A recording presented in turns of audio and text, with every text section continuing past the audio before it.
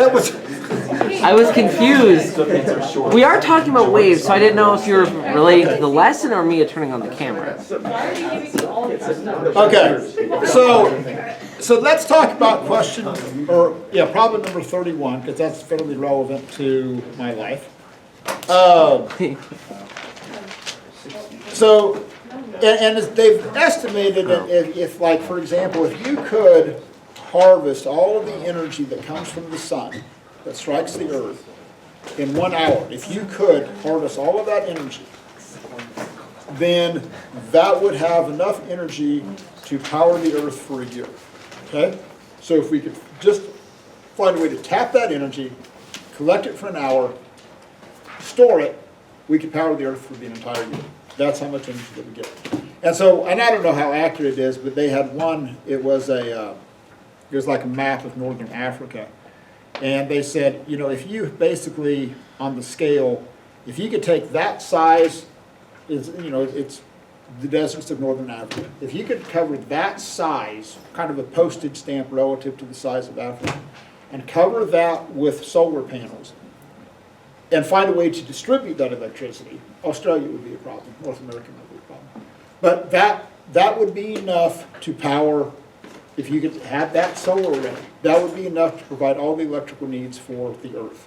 So if you were willing to concede just a pretty big section of the deserts of North Africa. Which nobody really uses. Well, yeah, nobody uses it anyway. I mean, come on, I don't even have camels out there. I mean, for the love of God. I'm just saying, it's not a criticism, it's just a statement of fact. I mean, and it's funny, even though if you follow the intrigue with Westar and Evergy, and they basically are penalizing people that have solar arrays on their house now. I got grandfathered in. I've got them on my house as well. But like they're saying, well, you're not paying your fair share, and you have to do all this. So they're kind of, we don't want you to have solar and all this. Because they want you to buy their stuff, right? Well, but here's the irony. Down by Medicine Lodge, if you know where Medicine Lodge is, right now their plan is to go out and lease 2,000 acres, okay, which is a huge tract of land, and cover them with solar panels. So it's like, east of Medicine Lodge. It was like, so let me get this straight. You all, this is the hypocrisy of the companies. They're going, solar really doesn't work. We don't want you on the houses. We want to discourage that. But yet, we're going to go out and lease 2,000 acres of ground, pay $500 an acre. Okay, if you do the math, that's $1 million a year that they're going to pay in lease. Cover them with solar panels. Like, if this is such a bad idea, why are you guys not on a small scale? 2,000 acres. If you consider 1 mile by 1 mile is 720 acres, okay? So they're basically going to lease up 3 square miles. So imagine you're at 53rd, and you're bordered with Mays Road and 119th, and you're going to go from 53rd down to 45th, down to 37th, down to 29th. That would be the size of the area that they're going to cover with solar panels. That's a lot of solar panels. Okay? He doesn't know. I went right over my head. Okay, every mile, the street numbers decrease by 8. So you go from 53rd to 45th. Okay, subtract another 8, that gets you to 37th, and then down to 29th. Okay. Why are they odd? I don't know, I don't know. We started on First Street. East and west, it goes by 16, right? Huh? Because if you're going east and west, it goes by 16, right? Because it's Yes. like 119, 135, 130. 151. Yes. Yeah. Yeah. Okay. Anyway, so if you look at what's happening on question number 31, and we're talking about noon, so if you look at like the production curve on a sunny day for that solar array, if it's a sunny day, we get a production curve like this, where this is at noon. Okay, they do have some solar arrays where we can like track, like they will follow the sun, and we thought about doing that, but the money involved really wasn't worth that added expense because you have to have actuators on each one of the arrays that follow, and then it's got to move back, and then it just gets up. So anyway, so we get this nice little production curve on this. So basically, if you look at this power in terms of being intensity, okay, times your area. So your intensity, okay, this is what we talked about yesterday, your intensity in terms of units of watts per square meter. So if you take that intensity and multiply it by your area, you get watts, okay? So then, if you look at this in terms of watts, well, what are the units of watts? Joules per second. So at the end of the day, you want to know how many joules of energy fall on you in an hour. So at the end of the day, you know you're going to have joules, multiply that by seconds, or your watts and multiply it by seconds to cancel those out, and that's the only way that you can get joules. So hopefully you're far enough along your physics journey that you realize, wow, let's just look at the units that I've got to have. Okay, well, I know I got to end up in joules. I got some watts. I got to multiply it by time, and you're at 80%. So you've got, and they'll tell you that it's 1.4 kilowatts, and some of you, kilowatts. There's 1,000. And your back is 30 centimeters by 50 centimeters, so you can find the area of your back. Okay, and anyway, so if all goes well on 31, you should get like 6 times 10 to the 5th joules. So if it was, when we get into lenses, I've got this big Fresnel lens. So and we'll 600 go out- kilojoules. Huh? 600 kilojoules. Yeah. You don't even have to convert to joules to do the math. Well, I'm just... So, to give you some perspective on this, okay, if you look at this in terms of joules. So, if I can take this 1 kilogram mass, which weighs about 10 newtons, lift that up to a height of 1 meter, that's about 10 joules. So, in an hour, at 80% efficiency, if you can do this and lift this up, that would be enough to lift that up 6 times 10 to the 4th time. So that's just 1 hour, and that's just the area that is hitting your back. So this is kind of the argument for solar, is that, if you look at how much energy is actually striking the surface of the Earth, and that's kind of right now the limitations of solar arrays, because like this system that I've got out here is about 20% efficient. So, of all the energy that's striking the Earth, you don't have that much. So one of the cool things that they're working on now is it's a clear, so you could use glass as a solar array, but they've got organic molecules that are embedded in it. So you want it to function as glass. So you don't want to absorb the visible light spectrum. So you want the visible light spectrum to pass through. So what they've done is that, Liza, I get that way when I talk about solar just too. really worried. Oh dear Lord, okay. We were Help dancing me, in cloud I'm here. about to faint. So so what they've done is that what these organic molecules do is they harvest the ultraviolet light that comes in. So it's absorbing that ultraviolet, which doesn't bother us because we can't see an ultraviolet either. And then they've got other ones that will absorb on the UV side. So you specifically don't trap the photons that are in the visible light. You're going to allow those to pass through. Now, the problem is they're not very efficient. They're only about 3 or 4% efficient. But the good news is, because it's just glass, like if you look at the Mace Career Academy, you've got that huge glass wall facing south. If you could insert those arrays into that glass, okay, great. Yeah, we've got a large surface area. They don't have to be efficient because we could have such a large surface area. Take? Are those the things that look like a weird checkerboard thing? It's like the, No. It just looks like a piece of glass. oh, okay. Yes? How expensive is that compared to like a typical solar panel? Right now, it's real expensive because they're just like in the development stage. They haven't really been able to scale it up.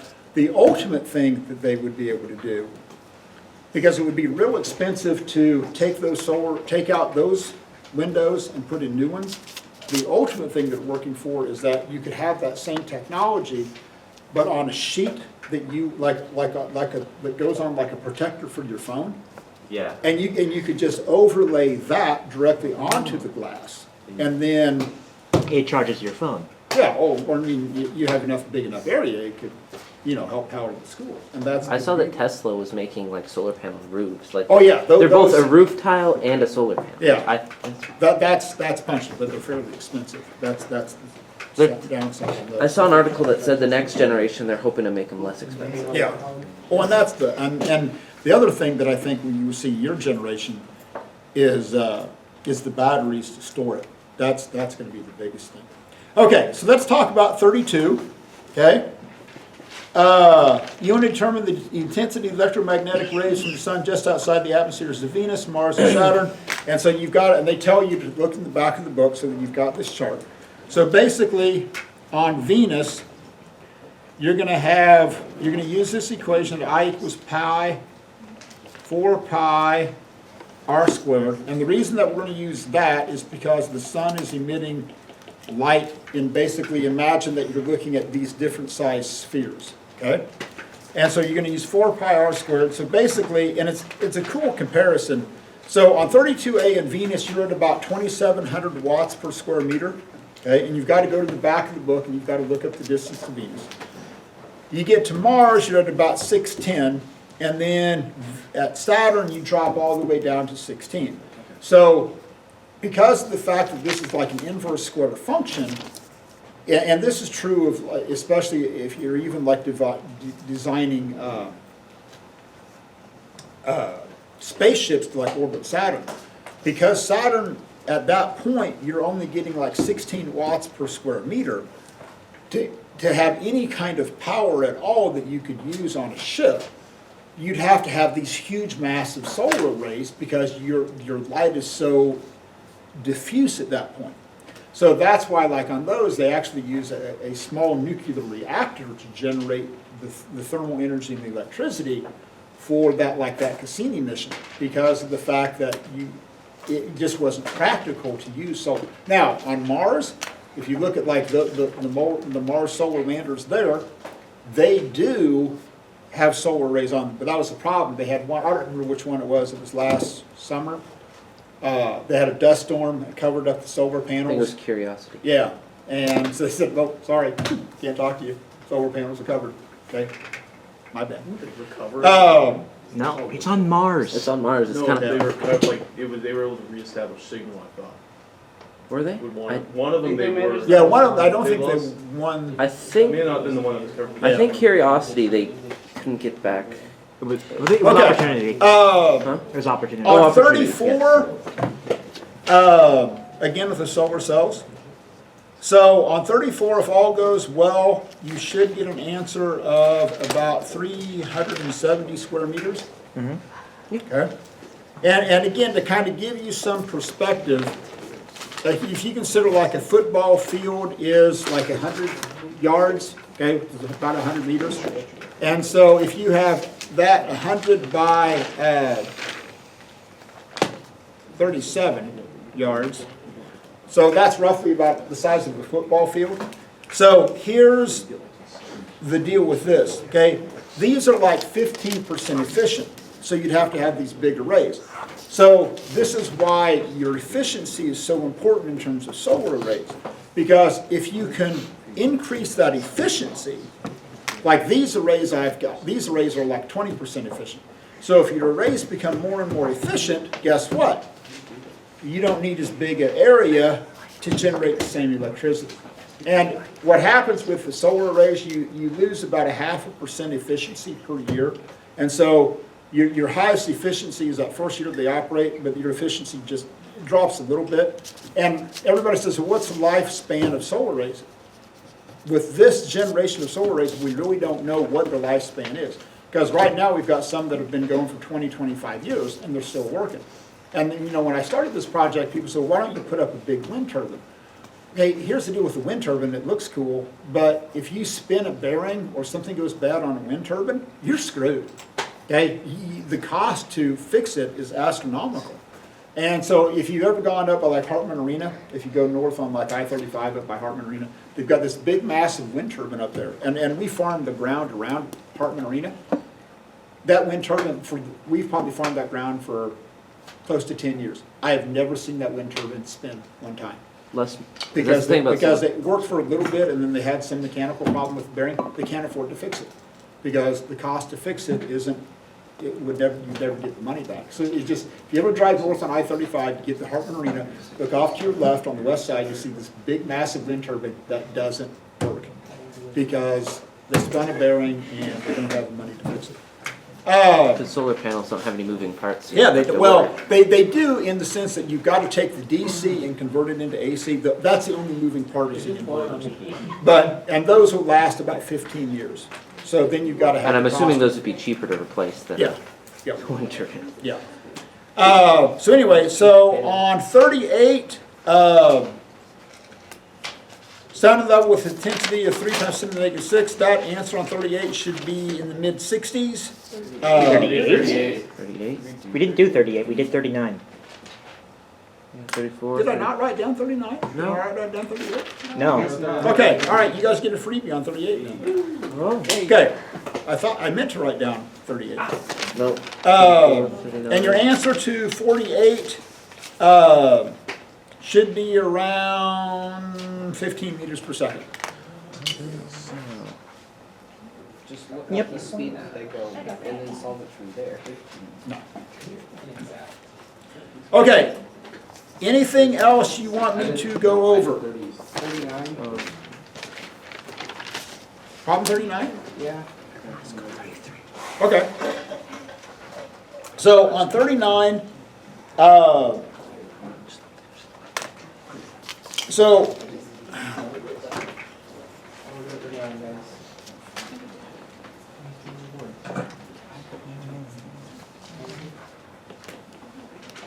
Yeah. Yeah.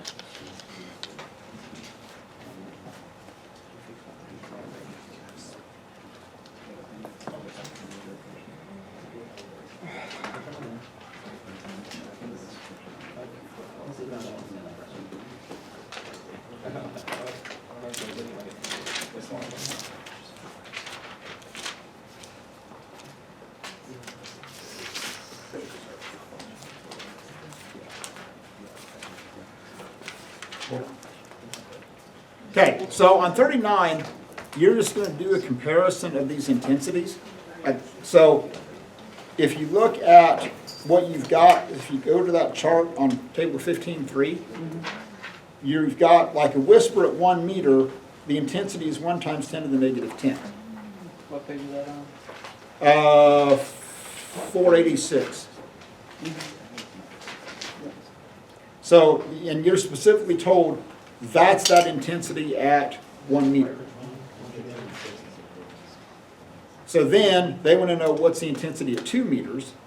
So basically, it's going to be 2 meters squared, so it's going to be 1/4 as much, and then plug that, once you get that number, then just plug it into the sound equation to figure out how many decibels it's going to be. That B equals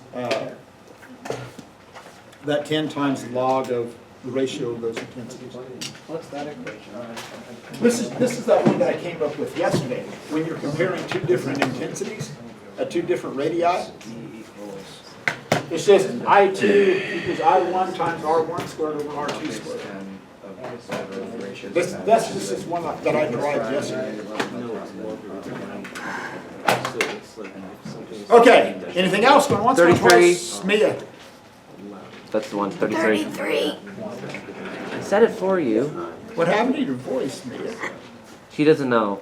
Maybe from screaming yesterday?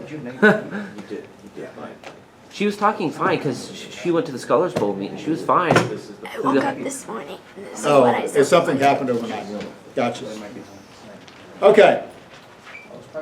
Did you inhale sand? So on 33, so basically it's the same idea. So on 33, you know how much power it can produce at a certain distance, and you call that just a factor of 1, okay? So then, you don't know what the distance is, it doesn't matter because it's just going to be a ratio anyway. So on 39, if you're 9.5 times further away, you're just going to, instead of having 1 and 2, like if you double the distance, you would have 1 and 9.5 squared. So basically, you're gonna take that intensity and divide it by 9.5 squared. There you go, that's all you have to do. Wow. Oh, okay, now I see. Yeah, because it's just a ratio. I tried to do something with the 9.5, that's the why. answer- It is, that's what you do, but it's r squared. Yeah. so The that's why answer should be it's roughly done. 11. Okay, we're good, anything else going once, going twice, sold, fantastic. Okay, Turn it in. I'd probably go with like John McCaffrey. That's not right. Because he has a pretty good line. Is that like MIT guy? I think he is. No, I cast Eldritch Voice Crack. Oh, So this is like joules per second per meter squared. Hello. I'm doing the math now, give me a second. Hello. I'm 33? This is the equation sheet. I'm working, give me a second. Hello. So we're looking at Hello. like the sun. Wait, that's power. We're defining intensity. That's how Yeah. Ryan, just leave her alone. You not feeling alright? No, her voice is clearly not okay. Yeah, other than her Like a voice. disk, it'd be just pi r squared. You're bothering her, can't you tell? And 4 pi r Okay, I'll stop. I'm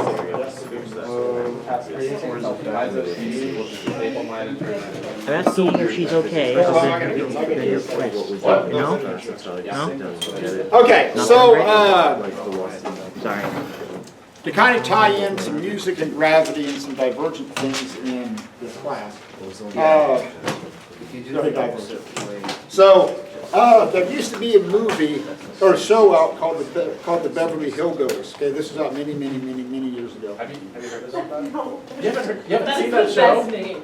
The Beverly It's an Hillbillies. amazing. I love that. I've only heard So- of it. I've never heard of it. So before my song makes sense, you need to hear like the original version of it and kind of the words that go along with it. So the background of this movie, and this is back when it was like black and white. I mean, this is old. Okay, this is before my time even. Before the Big Bang Theory. Before the Big Bang Oh, well. So the basis of the story is that you had this family of kind of backward hillbillies. They were living in the deep south. They discovered that their land holds all this oil. They'd become millionaires and... Hey, you guys leaving? Yeah. It's time to go. Not by choice. You gotta hear the song though. I'll sing. I'll hurry. The song Okay. is more important than some dumbest song. And so, anyway, so I'll get this done so you guys can go. So, Just tell them they can't.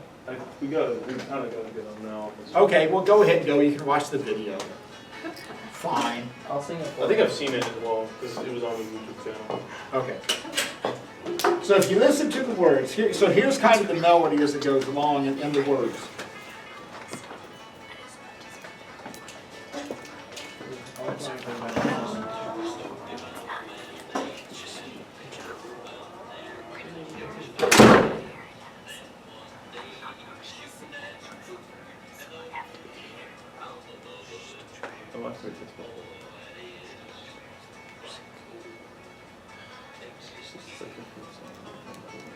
Okay, so you kind of get the idea I how can't really hear it. how I it can really plays, how hear it it. goes along, okay? Now, if I could actually play the banjo, which is on my bucket list to do, this would be even cooler. But I wrote a song about gravity along those lines. So what I'm going to do is I'm going to play the soundtrack, just the instrumental part of it. I did not hear a word of that song. And then I'm going to kind of sing along with that and imagine that I'm playing the banjo while I'm doing this. So I'm going to hold the banjo as a prop. I'm really not going to play it, but imagine that I could and sing the words to this song. So you guys, well, I take that back. My AP chemistry class actually heard this first, but that was just a trial run. And I wasn't holding the banjo. So you will be the first class ever to actually have me hold the banjo as a prop, sing the song to the lyrics while it plays in the background. Okay? Wait, It should be. I have a question. No, what? So I saw a video of you doing this on YouTube, Yeah. but But that was when I was actually playing the words and this is gonna be better, because this is actually gonna try and sing it to, Oh. like, Okay, the okay. actual You're not music just that goes with it. Speaking it, okay. Yeah, so I'm actually gonna kind of try to sing, which I can't. When I was born, God looked down upon me and said, you can do math, you can do science, but son, you can't sing. And I've accepted Me that. too. Okay, I've accepted that. So, Mia gets on the basis of how I wrote this song, no. it was one of those weird epiphanal moments. It was like 10 o'clock at night, and He's like, I wanna go platinum. and well, the kids kind of, 10 o'clock at night, you're like, I wanna go platinum. yeah, I do. And so I, you just, for whatever reason, that melody started singing, and then the words, and here we are. So, okay. So, we kind of got to, I just had this thing tuned last night and had new strings put on it. So, if I could really play it, I'd be really excited about it. But that's kind of sound cool. Okay, if I can play that would sound really good. Okay, so here is the, it's even the karaoke version of it. So, yeah, if I could really play, that would be cool. If I could sit here and pick that music in the background. Yeah. So imagine I'll do this and pretend that I'm actually making music. Okay. Okay. Come and listen to a story about the search for gravity. Poor Galileo said, explain how this can be. Then one day he was working in his lab, and up through his mind came a bubbling math. Equations, that is, solutions to the problem.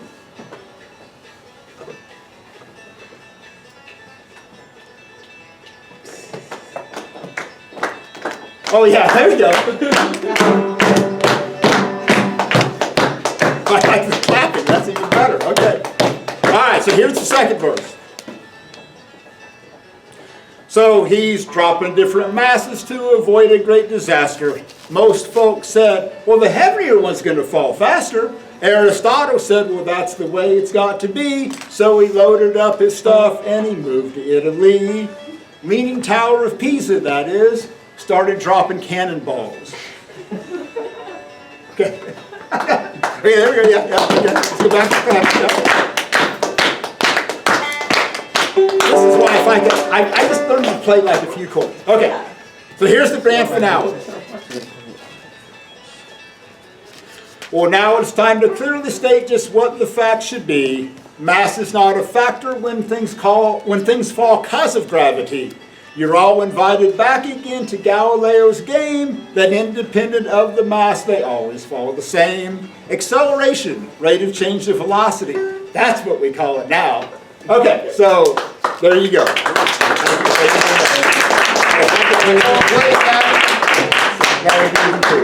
So, first ones to witness it sung with background music. Beautiful.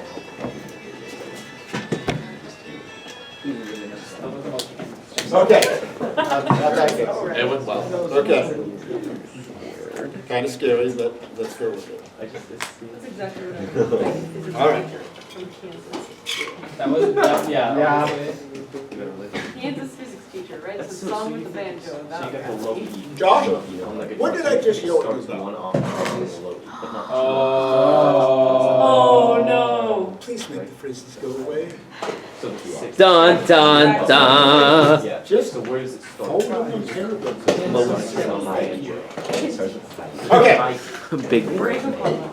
so, So it's just two octaves above the strings of the Thou shalt not murder. okay. So, come back here. We gotta do the demo with I'll bring the camera. I'll do the camera individual today. Okay. Hold on, right here. Oh, can't hold the spring this time. I'm doing the camera. So, Physics somebody hold that in. Why? We're sacrificing you to the physics noodle. Mr. Burkamp, I want you to know that Miss Brago the other day said the word decelerate, and she In said, what context? I don't even remember, but I remember her saying, I know Mr. Burkamp wouldn't like that word, but I used it anyway. She doesn't like Mr. Bott said that on the announcement. Oh, I know. Oh, believe me. We're gonna have I words. figured you were. Oh, I just upset. flipped out. Okay. I didn't So- Oh, I'm not here first block. That's why I didn't hear the Well, announcements. everything that we've dealt with so far has just been one wave at a time. So like if I send this wave down on one side, it comes back and gets reflected on the other side. So we could sit here and we could measure the speed of that. We could say, okay, hey, it's 5 meters between me and Bruce. We could sit here and go 1,001, 1,002, okay? So let's say that that's about 4 meters, so the speed of that's about 4 meters per second. So what's cool about this is that it gets reflected on one side and then it comes back on the other. So that's all we've dealt with so far is what happens when one wave passes through. But a lot of times what happens is that you have two different waves interacting at the same time. So you have like crest and you have a trough. And so what we're trying to do, okay, this is going to require some teamwork on your part and my part. Okay. So I'm going to send a wave down on this side, okay? And I want you to send a wave down on the same side. So I'm going to flip mine this way, you're going to flip yours this way. Okay? At We the gotta same do- time? At the same time. Okay. Okay? So because what I want is that I want those waves to meet in the middle. Okay? And then I want to see what happens when they meet and then what happens afterwards. Okay. Okay? All right? So I'm going to go 3, 2, 1, go. All right? So 3, 2, 1. Okay? Now, if you let's do this again. Well, it wasn't bad. Okay? Ready? 3, 2, 1. Now, when those waves met in the middle, what happened? They went the opposite direction. Okay, they pass each other because, and here's what's important. It's like two waves passing in the night. They pass, that energy passed through each other. So it doesn't get canceled out. So that's going to be one important thing when these waves pass through. They don't lose that energy. So, but what happens, and I wish I could slow that down, but what actually is what will happen if you look very slowly, can you hold that for a second? Okay? Is that when those waves come in and they hit, because they're both on the same time, they actually like reinforce each other and then make that amplitude a little bit bigger. So they come in, they have both that energy on the same side, they're going to reinforce each other, make that bigger, and then they're going to pass through each other again. So with that said, if you kind of know what to look for, okay, you ready? 3, 2, 1, okay? So at that point where they met, you should have seen like kind of like a bow that came out of that. So that energy, because it's both on the same side, is reinforcing each other and it makes that amplitude bigger. Now, we're going to try this again. I'm going to flip to the right, so I'm going to send an energy wave down this way. I want you to flip to the left and be on the opposite side. So flip to your right. Okay? I got it. My left, your right. Yeah. Okay, you ready? Yeah. So 3, 2, 1. Okay? So let's try it again. 3, 2, 1. So now, what's going to happen with that one? Because I have one energy on one side, and I have one energy on the other. When they exactly meet in the middle, what are they going to do? Yeah, they're just going to deal with the international sign to cancel out. Okay? So at that point, it's going to